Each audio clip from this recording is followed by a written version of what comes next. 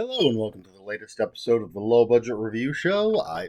Can you see that? I am your host, Eric Smith, and today I am talking about The Ninja Daughter by Tori Eldridge. This is from Agora Books. You can see that little logo down there. The Ninja Daughter, Tori Eldridge. I really like that cover. It's bright, it's colorful, it's got cool little weapons on there. And this is the first in what I hope is a long series about Lily Wong. And Lily is a modern day ninja. After her sister was murdered, she decided to dedicate her skills to protecting women and children. She has a Chinese mother and a Norwegian father. They don't know about what she does in her secret life, and she lives above her Norwegian father's Chinese restaurant, I think it is. And yes, it is. It absolutely is. And I was wondering about using the term Tiger Mom to describe her mother. It is on the back of the book. I'm not sure if that makes it okay, because I don't know who writes up the back of the book. Is it just the marketing department? I don't know if the author approves it. But her mother is, for lack of a better term, what is known as a Tiger Mom. And she's sort of torn between wanting to please her parents, wanting to do this, follow this calling that she has. I don't remember exactly what she does. It's been a little while since I've read this. Don't remember exactly what she does for a living. A normal living, because it's not like she's a private detective. She actually has connections at a women's shelter, and they will call her in if there's a problem. That's typically, if I recall correctly, how she gets involved in helping people. And in here, she is trying to help a mother and son who are being abused. And at the beginning, she takes them to the shelter, and they end up leaving, and so she's trying to help themselves, and things sort of escalate, and a mysterious and deadly stranger shows up, and she witnesses murders and things. It's a mystery. It's very well. It reminded me a lot of. Maybe reminded me isn't the right way to put it. It evoked for me the same feelings I get when I would read Robert B. Parker's Spencer books, or Robert Crace's Elvis Cole novels, a little bit of Andrew Vax's Burke, because of Lily Wong, almost exclusively, so far exclusively, helping women and children. And the Burke books are all about that kind of thing. So the story's not written the same as any of those. It just gave me that kind of feeling. And since I love all of those, well, that should tell you that I loved this. I don't know if any of that was clear. But anyway, yeah, I really liked this. I like Tori Eldridge's writing style. It is evocative of maybe Robert Crace a little more than Robert B. Parker. I don't know if anyone will get these references.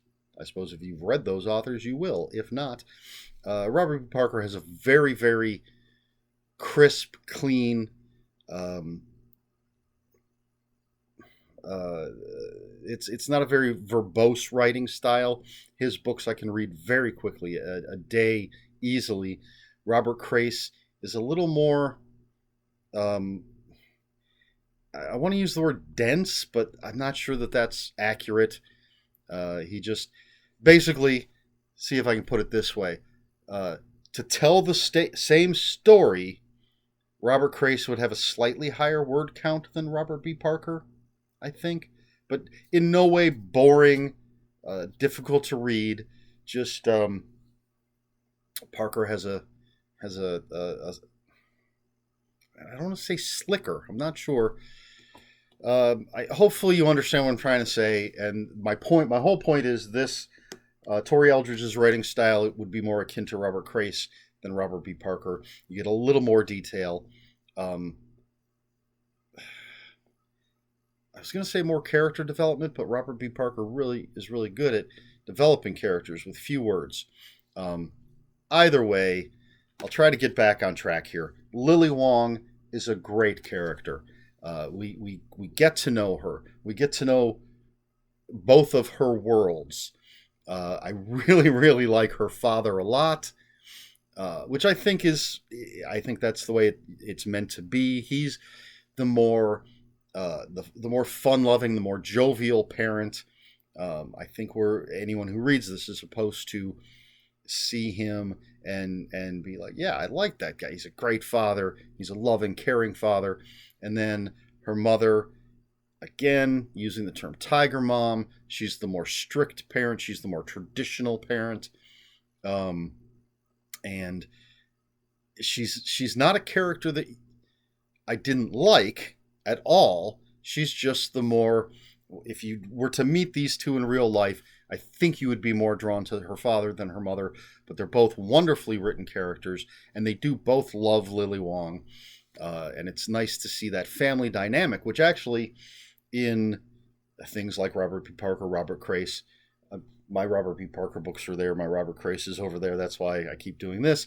But with Spencer, with Elvis Cole, with Burke, a lot of these, even if you go back as far as Raymond Chandler and Philip Marlowe, you don't have those family connections. So that's actually something a little different in here, and I enjoyed that. And then, of course, I always like anyone who's going to take on the scum of the earth that abuse women and children. And Lily Wong is a kick-ass character. She's smart. She's skilled. She's not a perfect character. As I said, she's kind of torn between these two worlds. Her mother is really pushing her to, meet the right kind of guy and settle down. And Lily's kind of torn. She's got this sort of calling, but she doesn't mind the idea of maybe being with someone. It's complex, and it's well written, and it's fun, and it's interesting. And then we have I'm looking at the back, very lethal stranger that she meets, and this character was, again, to me, hopefully you'll get these references. I don't know if you will, but for me, evocative of Hawk from the Robert B. Parker books, Joe Pike from Robert Crace. I don't want to say too much because I don't want to spoil anything, but there is a second book that's out. I have not read it yet, but I'm hoping certain things might happen. We'll see. I'm making hand gestures that you can't see. Anyway, is there anything else I really need to cover for this? It's an interesting mystery. It's like I say, it really, really reminded me of some of my favorite private detective authors. So that's a very good thing. The story moves forward at a good pace. I've never read anything by Tori Eldridge before. I don't know. I can't remember if this is her debut novel. I think it is, but I don't want to say 100% for certain. Yeah.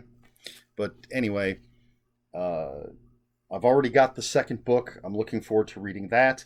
I really hope she keeps writing Lily Wong. But if she doesn't, if she goes and does something else, or even if, she takes a break from Lily Wong to do something else and then comes back to it, I'm most likely going to pick up whatever else she's written, because I really just loved this book.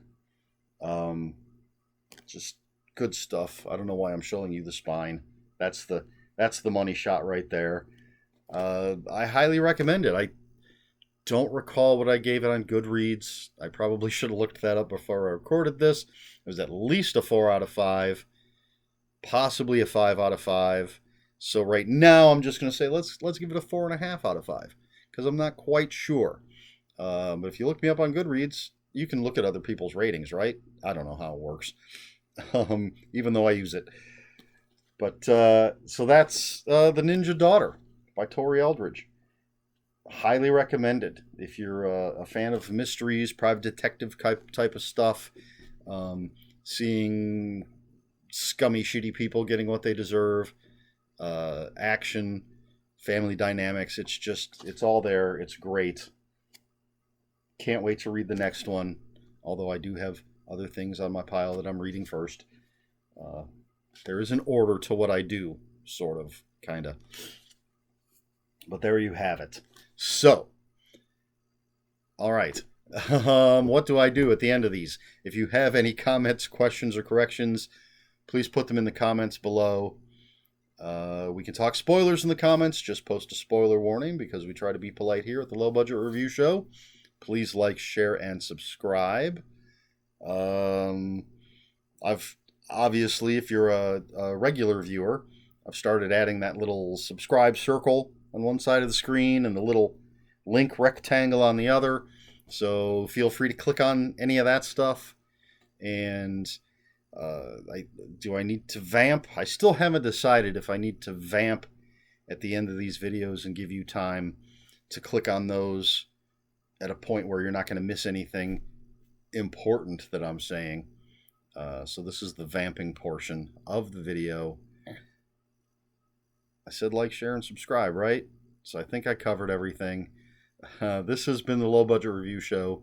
I have been Eric Smith. And until next time, read more books.